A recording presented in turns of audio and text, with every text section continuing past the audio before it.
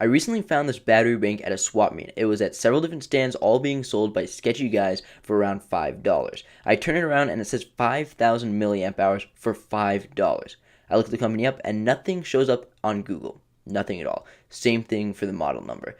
But I buy it anyways.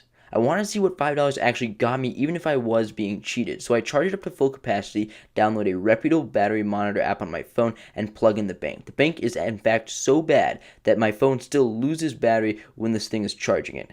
Definitely the output on this bank is not the advertised 5 watts or 5 volts at 1 amp. In fact, my phone is reading 3.81 volts and an overall negative 75 milliamp loss for my phone. I estimate that the true output to be around 200 to 300 milliamps.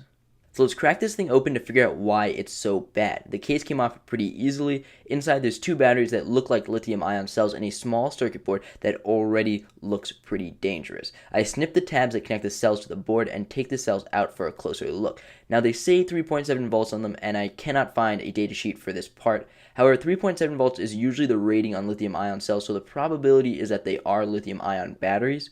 So let's move on to the circuit board.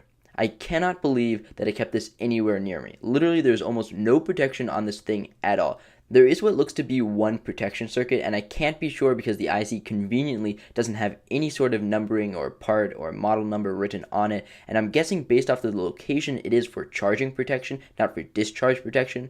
So to make sure in case that there's a power surge that the lithium ion cells don't blow up and to regulate the charging process is what I'm guessing this IC is meant for. It has a coil that claims to have 2 microcapacitors on it, so I'm going to pass this as a bare minimum legit protection circuit.